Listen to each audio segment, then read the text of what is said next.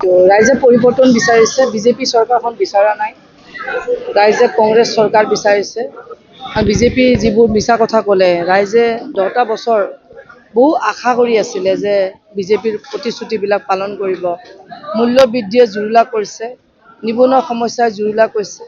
বিশেষকৈ হাজো শুৱালকুছি সমষ্টিত যিখিনি আচলতে ৰাস্তা ঘাটৰ উন্নয়ন হ'ব লাগিছিল, যিহেতু তেওঁলোকৰ চৰকাৰ আছিলে, সেইটো উন্নয়ন আমি দেখা নাপালোঁ। বহু বৃদ্ধই এতিয়াও বৃদ্ধ পেঞ্চন নাপালে, বহু মহিলা এতিয়াও বহুত চৰকাৰী আঁচনিৰ পৰা বঞ্চিত হৈ আছে। ক'ব গ'লে বহুত পিছ পৰি আছে সমষ্টিটো। সেয়ে আমি ভাবোঁ যে ৰাইজে সিদ্ধান্ত লৈছে কংগ্ৰেছক এইবাৰ ভোট দিব, কাৰণ আমাৰ নেতা গৌৰৱ গগৈ ডাঙৰীয়াৰ প্ৰতি ৰাইজৰ আস্থা আৰু বিশ্বাস যথেষ্টখিনি আছে।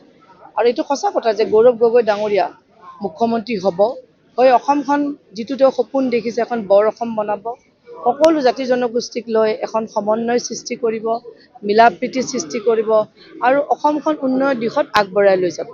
আৰু মই যিহেতু শুৱালকুছিত নিৰ্বাচন খেলিছোঁ, তো ইয়াৰে যিবিলাক স্থানীয় সমস্যা আছে, যিহেতু তাঁত শিল্পটো মৰহি গৈছে, সেই শিল্পটো উদ্ধাৰ কৰাৰ কাৰণে আমি কাম কৰিব লাগিব। আৰু শুৱালকুছিত যিটো হাজো অঞ্চলত যিটো আমাৰ কাঁহ পিতলৰ শিল্প, সেইটোও লাহে লাহে মৰহি গৈছে। এনেধৰণৰ বহুতবোৰ বিষয় আছে, যিবোৰ বিষয়ক আমি সদনৰ মজিয়াত উত্থাপন কৰিব লাগিব।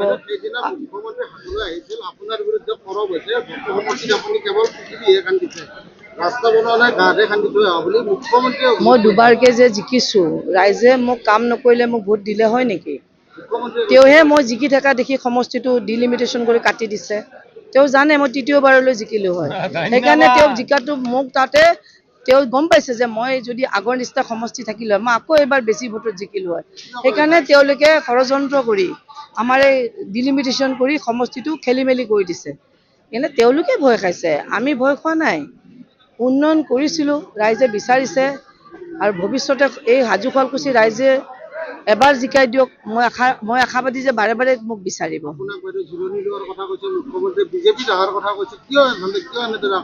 জিৰণি আমি ইলেকশ্যনত আমি জিৰণি ল'ব নোৱাৰোঁ। তেওঁলোকে জিৰণি লওক, কাৰণ তেওঁলোকে আৰু কষ্ট কৰি লাভেই নাই। আমি এইকেইটা দিন আৰু কষ্ট কৰিম, যাতে আমি এতিয়া আমি অলৰেডি অতিক্ৰম কৰি গৈছোঁ, আমাৰ জিকাৰ যিটো লক্ষ্মণ ৰেখা অতিক্ৰম কৰিছোঁ। আৰু অলপমান কষ্ট কৰি আমি হেট্ৰিক উইথ ফুল মাৰ্কছ, বেছি মাৰ্কছ পাব বিচাৰিছোঁ। না, তেওঁলোকে ভয় খাইছে যে আমি ধৰণৰ আমাৰ যেনে কাম কৰিছোঁ, দলৰ কৰ্মীসকলে যেনে কাম কৰিছে, তেওঁলোকে ভয় খাইছে।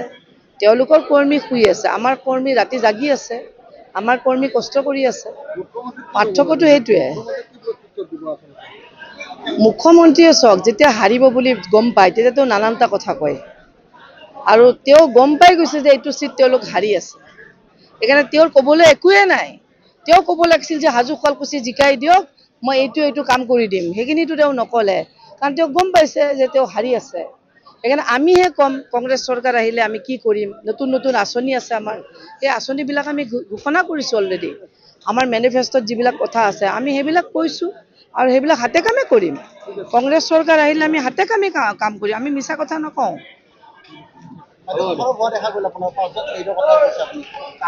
কা আন্দোলনত চাওক, অসম গণ পৰিষদ দলে যি বিদেশী খেদা আন্দোলন কৰিছিল, ছবছৰীয়া দীঘলীয়া আন্দোলনত বহু যুৱকৰ তেওঁলোকৰ শিক্ষা জীৱন নষ্ট হৈছিল, বহু মহিলা বিধৱা হৈছিল, আৰু বহুত ঘটনা ঘটি গৈছিল।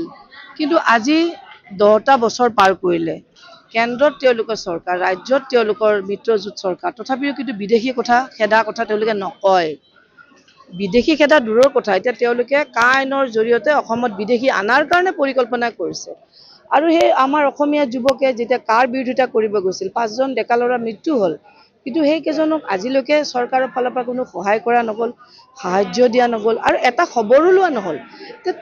100% বিজেপি অসমীয়া বিৰোধী, অসমীয়া আৱেগৰ কথা তেওঁলোকে চিন্তা নকৰে, অকল এইখন বণিক গোষ্ঠীৰ কথা চিন্তা কৰে। আদানী আম্বানীয়ে তেওঁলোকৰ মূল হৈছে লক্ষ্য। এনে সদায় আদানী আম্বানী খোজ কৰি ৰাখিব, অসমীয়া মানুহ ৰখাতলৈ গ'ল, তেওঁলোকৰ কি যায়, এনেধৰণৰ চিন্তা দি তেওঁলোকে কাম কৰি আছে। যিকোনো খবৰৰ বাবে যোগাযোগ কৰক আমাৰ এই নম্বৰত 9181 307 2221।